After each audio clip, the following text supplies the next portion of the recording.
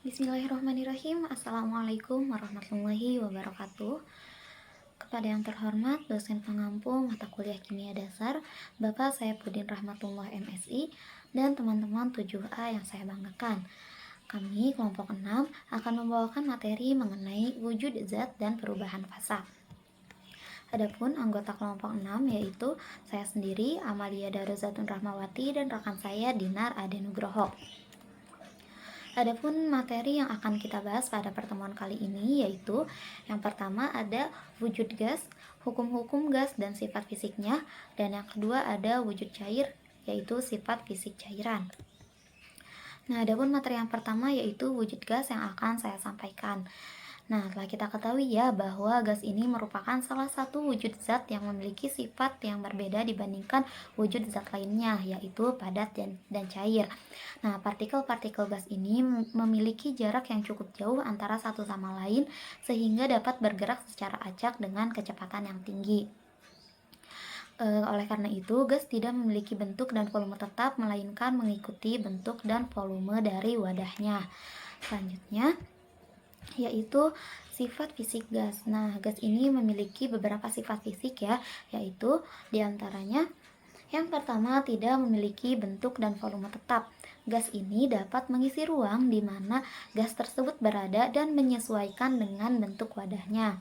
Yang kedua, gas dapat peka terhadap suhu dan tekanan, yang mana gas ini akan mengalami perubahan sifat fisik seperti volume dan tekanan apabila terdapat perubahan suhu ataupun tekanannya. Nah, yang pertama yaitu tekanan berbanding terbalik dengan volume. Nah, apabila tekanan gas meningkat, maka volumenya akan berkurang. Hal ini dapat kita lihat ya saat memompa gas ke dalam ban. Apabila volume udara di dalam ban maka volume udara di dalam ban itu akan mengecil apabila diberikan tekanan yang meningkat. Nah, yang kedua yaitu volume berbanding lurus dengan suhu. Nah, apabila gas dipanaskan, maka volumenya tentu akan bertambah. Hal ini berhubungan dengan peringatan untuk memeriksa tekanan ban saat berkendara di jalan tol. Karena apabila tekanan ban yang akan meningkat, suhunya meningkat, maka tekanan ban juga akan semakin meningkat. Nah, selanjutnya yaitu ada difusi dan efusi, di mana gas ini dapat menyebar atau difusi ke seluruh ruangan atau keluar melalui celah yang kecil atau disebut efusi. Nah, contohnya seperti kita mencium bau dari zat lain. Nah, hal ini menunjukkan bahwa kemampuan gas dapat bergerak dan menyebar ke seluruh ruangan. Nah, dapat kita catat ya bahwa gas ini memiliki resiko ekspansi mendadak apabila terjadi peningkatan suhu. Misalnya pada kaleng aerosol. Nah, kaleng aerosol ini merupakan wadah yang memiliki tekanan yang tinggi yang digunakan untuk menyimpan dan menyemprotkan cairan ataupun gas ke dalam bentuk partikel halus atau seperti semprotan. Nah, kaleng aerosol ini perlu ditangani dengan hati-hati karena isinya berada di bawah tekanan tinggi. Oleh karena itu, kaleng aerosol dapat meledak jika dibakar karena terjadinya peningkatan suhu yang dapat menyebabkan tekanan gas di dalam kaleng tersebut meningkat secara drastis. Nah, selanjutnya ada hukum-hukum gas ya. Yang pertama ada hukum Boyle. Nah, bunyi hukum Boyle ini yaitu pada suhu tetap, volume suatu gas berbanding terbalik dengan tekanannya. Nah, adapun rumusnya yaitu PV sama dengan tetap. Nah, PV tetap ini dapat dituliskan juga ya bahwa dicantumkan pembandingannya, maka PV per T sama dengan tetap. Nah, selanjutnya ada hukum Charles. Hukum Boyle ini menjelaskan bahwa apabila jika tekanan meningkat, volume gas akan semakin mengecil dan sebaliknya. Hukum ini berlaku untuk gas dalam wadah tertutup di mana suhu yang tetap konstan. Misalnya apabila volume suatu gas ini dalam piston diperkecil, maka tekanan gas di dalamnya akan meningkat karena partikel-partikel gas menabrak dinding wadah yang lebih sering gitu. Yang kedua yaitu hukum Charles. Hukum Charles ini berbunyi apabila tekanan tetap, maka volume gas berbanding lurus dengan suhunya. Nah, suhu di sini dituliskan dalam satuan Kelvin dengan rumusnya V per T sama dengan tetap. Nah, apabila suhu gas meningkat, maka volumenya juga akan ikut meningkat. Hukum ini menjelaskan bahwa ketika gas dipanaskan, maka partikel gas akan bergerak lebih cepat dan membutuhkan lebih banyak ruang gitu, sehingga volume gas bertambah. Nah, begitupun sebaliknya, jika gas didinginkan, maka volumenya akan menyusut. Yang ketiga ada hukum Gay-Lussac. Nah, di mana hukum ini berbunyi apabila volume tetap, maka tekanan pada gas berbanding lurus dengan suhu yang absolutnya dengan rumus P per T sama dengan tetap atau konstan. Nah, di sini contohnya ya, apabila suhu gas meningkat, tekanan gas juga akan meningkat. Jika gas dipanaskan dalam wadah tertutup yang volumenya tidak berubah, maka partikel-partikel gas akan bergerak lebih cepat dan menabrak dinding wadah dengan lebih kuat, sehingga dapat meningkatkan tekanan. Nah, sebaliknya apabila suhu menurun, tekanan gas juga akan berkurang. Nah, yang keempat ada hukum Avogadro. Nah, hukum ini berbunyi apabila suhu dan tekanannya sama, volume gas berbanding lurus dengan jumlah mol atau jumlah partikel gas itu sendiri. Dengan rumusnya yaitu V atau volume berbanding lurus dengan jumlah mol atau N. Jika jumlah mol gas ini meningkat, maka volume gas juga akan meningkat asalkan tekanan dalam suhu tetap konstan. Nah, hal ini sesuai dengan hukum Avogadro yang menyatakan bahwa pada suhu dan tekanan yang sama, volume gas berbanding lurus dengan jumlah mol gas. Nah, selanjutnya yaitu ada persamaan gas ideal atau hukum gas ideal. Nah, hukum gas ideal ini merupakan persamaan yang menggambarkan hubungan antara tekanan, volume, suhu, dan jumlah mol pada suatu gas ideal. Nah, hukum ini menggabungkan 3 hukum dasar gas, yaitu hukum Boyle, Charles, dan Gay-Lussac, dan memperluasnya dengan memperhitungkan jumlah mol gas atau digabungkan dengan hukum Avogadro. Nah, pada awalnya persamaan hukum Boyle yaitu P dikali V sama dengan tetap atau P dikali V dibagi T sama dengan tetap. Nah, untuk ditambahkan dengan jumlah mol atau N, maka persamaan untuk gas ideal yaitu PV per T sama dengan N dengan ditambah tetapan baru yaitu R atau tetapan gas, maka rumusnya menjadi PV per T sama dengan N kali R. Nah, adapun persamaan gas ideal ini dapat kita tuliskan menjadi PV sama dengan nRT. Nah, hukum gas ideal ini juga memiliki beberapa prinsip. Yang pertama yaitu tekanan dan volume, di mana apabila jumlah mol dan suhu gas tetap, maka tekanan dan volume itu berbanding terbalik. Hal ini sesuai dengan pernyataan hukum Boyle. Yang kedua yaitu volume dan suhu. Apabila tekanan tetap, volume gas berbanding lurus dengan suhu yang sesuai dengan hukum Charles. Yang ketiga, tekanan dan suhu. Nah, pada volume tetap, tekanan gas berbanding lurus dengan suhu. Nah, hal ini sesuai dengan hukum Gay-Lussac. Dan yang terakhir yaitu jumlah mol. Semakin banyak jumlah mol gas, semakin besar tekanan atau volume gas. Hal ini dapat tergantung dengan variabel lain yang konstan. Nah, yang terakhir yaitu prinsip terakhir ini sesuai dengan hukum Avogadro. Nah, mungkin cukup sekian yang dapat saya sampaikan. Materi selanjutnya yaitu mengenai wujud cairan yang akan dibahas oleh rekan saya, Dinar Ade Nugroho. Kepadanya saya persilahkan. Oke, baik. Assalamualaikum warahmatullahi wabarakatuh.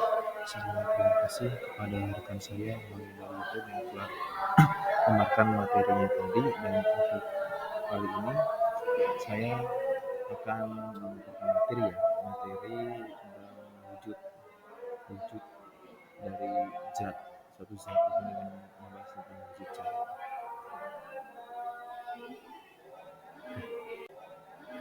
Berapa jika kita membahas mengenai wujud cair, di sini pembahasan yang akan saya bahas itu kurang lebih ada 4. 4 ini merupakan salah satu dari salah 4 dari sifat fisik cairan. Yang pertama itu ada tekanan uap, yang kedua itu ada titik didih, yang ketiga itu ada viskositas, dan yang keempat itu ada tegangan permukaan. Kenapa kita membahas 4 ya? Nah, kita hanya membahas 4 pembahasan saja yang nanti akan dibahas lebih dalam di slide-slide berikutnya. Nah, sebelum kita membahas lebih dalam mengenai apa itu tadi yang sifat fisik dari cairan itu kan ada 4. Nah, kita akan membahas dulu mengenai apa sih itu wujud cair. Jadi sederhananya ya, jadi wujud cair itu adalah salah satu dari 3 wujud dasar materi yang seperti saya katakan sebelumnya. Yang pertama itu ada padat, cair, dan gas. Dan untuk pertemuan kali ini kita akan membahas tentang wujud cair, yang dimana partikel-partikel penyusunnya itu memiliki tingkat energi kinetik yang lebih tinggi dibandingkan zat padat, namun lebih rendah dibandingkan zat gas. Adapun karakteristik umum yang dimiliki zat cair yang selain tadi disebutkan ada 4 ciri fisiknya itu, yang pertama itu ada bentuk yang tetap. Jadi zat cair itu akan menyesuaikan dengan bentuknya, dengan wadah yang ditempatinya. Jadi ya dia fleksibel gitu, tidak tergantung dengan tempatnya, tidak ya walau bentuknya kotak ya, jadi si cair itu akan menyesuaikan dengan bentuknya kotak. Adapun jika bentuknya botol ya maka bentuknya botol. Adapun kalau kotak ya berbentuk kotak. Jadi bagaimana si zat cair itu berada gitu, di bagaimana dengan wadahnya, kurang lebih ya kayak gitu sih. Adapun ini volume tetap ya, meskipun bentuknya berubah-ubah, ya tadinya bulat, segitiga, lingkaran, bintang, tapi untuk volume akan selalu tetap gitu jika tidak dipengaruhi suhu, tetap pada suhu dan tekanan yang sama, dan zat itu dapat mengalir. Dan namanya zat cair itu mengalir dari udah kayak dari sananya tuh udah kodratnya gitu deh, mengalir dari tempat yang tinggi ke tempat yang lebih rendah gitu. Dan karena kenapa? Karena partikel-partikelnya tuh dapat bergerak bebas, namun masih saling berinteraksi antara satu sama lain, lebih seperti itu. Dan adapun juga yang kurang lebih seperti itu ya. Dan next ada tekanan uap. Apa sih itu tekanan uap? Ya, tekanan uap itu adalah tekanan yang diberikan oleh uap,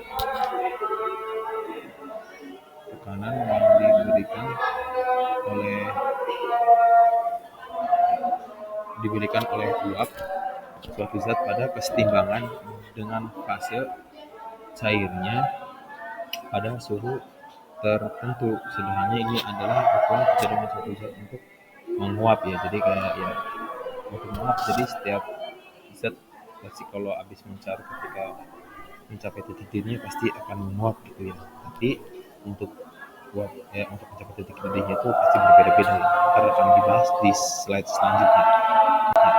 Nah, sini yang tadi kita bahas sedikit yang mengenai titik didih. Titik didih adalah suhu di mana tekanan uap suatu zat cair sama dengan tekanan eksternalnya yang dialami oleh cairan. Jadi sederhananya ini adalah suhu ketika suatu cairan mulai mendidih dan berubah menjadi gas. Nah, dan adapun untuk didih ini kan apa sih itu titik didih? Kan kayak titik didih itu titik di mana si zat cair itu fase zat cair di mana akan mulai mengalami proses penguapan. Ketika sudah mencapai titik didihnya, itu pasti setelahnya akan mengalami proses kayak penguapan secara perlahan-lahan gitu. Sampai berapa derajat Celcius nah, untuk titik didihnya setiap materi itu pasti memiliki titiknya yang berbeda-beda. Adapun yang pertama di sini nih, kita tahu di sini ada air. Untuk titik lelehnya itu 0. Jadi kayak tadinya si air itu bentuk es batu, cukup di suhu 0 derajat dan pada di suhu ataupun di suhu ruang, untuk si titik lelehnya ini ya akan mencair gitu tuh si esnya itu. Dan adapun untuk titik didihnya di sini mencapai 100 derajat Celcius ya. Ketika si air udah mencapai 100 derajat Celcius, maka setelahnya akan terjadi proses penguapan gitu ya, di mana bentuk cair menjadi bentuk gas gitu. Dan ada pun garam di sini 804 Celcius derajat Celcius, dan sini untuk titik didihnya itu 1413. Dan di sini ada besi, aluminium dan perak. Karena kalau kita lihat besi aluminium dan perak itu, aluminium dan emas itu kan bentuknya keras gitu ya, tapi ternyata zat-zat tersebut itu memiliki titik meleleh dan titik didihnya. Kapan besi itu bisa meleleh? Ketika mencapai suhu 1535 derajat Celcius. Nah, ini tinggi tinggi sekali ya teman-teman. Kalau kita lihat di sini kan titiknya sampai 1535 nih, dan untuk sampai titik didihnya itu sampai 2750. Nah, ini panas banget ya. Jadi kalau kalian coba tentunya pasti tangan kalian itu langsung kayak meleleh gitu di cairan tersebut. Dan adapun untuk aluminium di sini ternyata lebih rendah daripada besi, di mana titik lelehnya itu 650. Tapi walaupun ini lebih rendah, tapi ini panas juga ya, soalnya ini mencapai 660 ini untuk titik lelehnya, dan untuk titik didihnya 1800 ya, masih di bawah besi. Dan untuk emas ini sama, masih di bawah besi tapi lebih tinggi daripada aluminium. Untuk titik lelehnya itu di 1064, dan untuk didihnya 2080. Dan ada pun juga nih, tidak semua zat itu titik leleh itu harus dinilai kayak 1, 2, 3, 4, 5, tapi juga bisa nyampe di angka minus ya. Jadi nggak semuanya harus di atas nol, tapi di bawahnya juga bisa mengalami titik didih. Nah, salah satu contohnya itu ya ada oksigen, dan satunya lagi ada nitrogen, di mana sampai minus 218 untuk oksigen. Titik lain untuk titik didihnya itu juga sama ya, tidak semuanya harus mencapai di atas nol, tapi di bawah nol juga ada beberapa zat yang sudah memiliki titik didih gitu.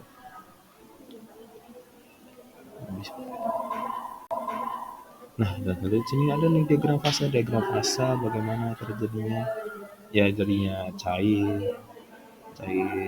darinya suatu padatan menjadi suatu cairan, terus cairan mengalami pemanasan, yang pemanasan akan mencapai titik didihnya itu seperti ini. Dan ini adalah salah satu contoh diagram fase air ya, yang tadinya es bentuknya padat menjadi air yang bentuknya meleleh sampai menjadi uap, jadi proses penguapan menjadi gas seperti kalian lihat di tabel diagram di atas.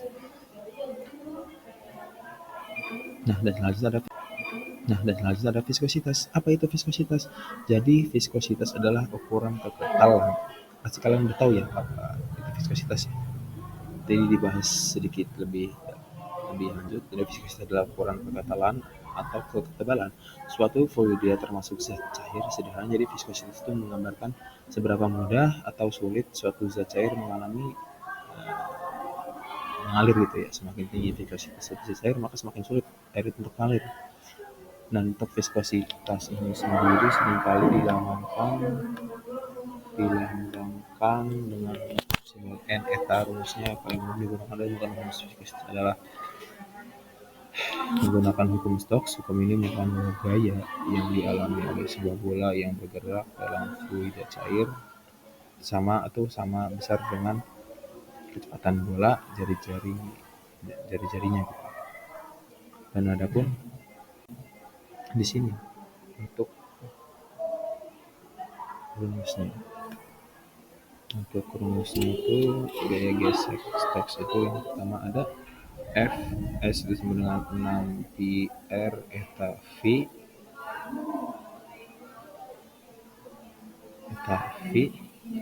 yang dimana V itu kecepatan terminal, G itu kecepatan gravitasi, dan PB itu massa jenis benda. Jadi 1 mikrometer kubik, dan dengan salah maaf. Jadi untuk Fs itu sebagai geseknya, R itu adalah jari-jari bendanya, dan kecepatan dan V itu kecepatan jatuh dalam fluidanya 1 meter per second.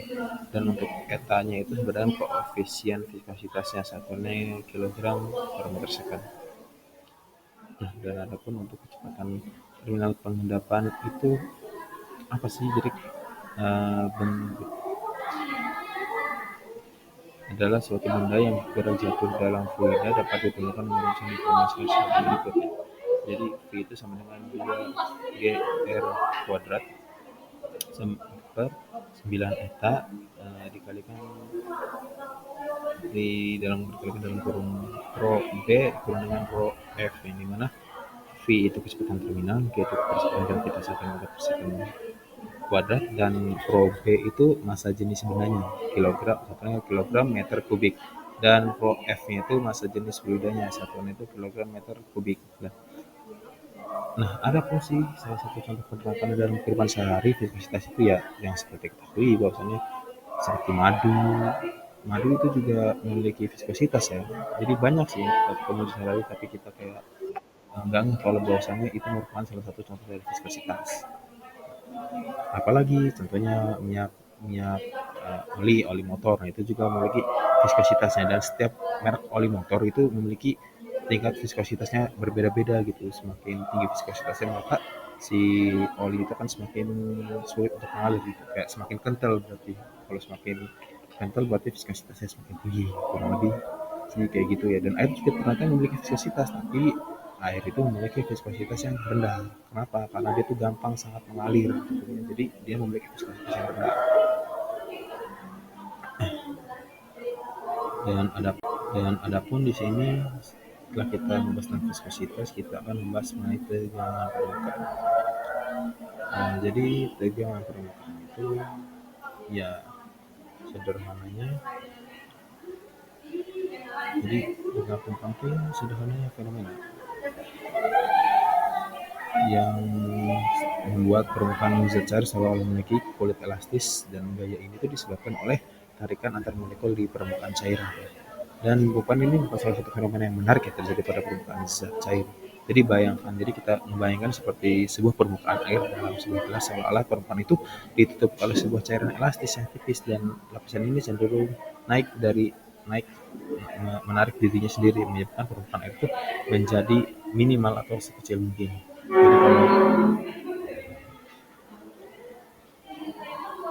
Jadi kalau analoginya mah kayak dia kan lebih sederhananya ya, kayak kalau kita menggelembung sabun, nah dinding gelembung sabun itu kan tipis dan elastis.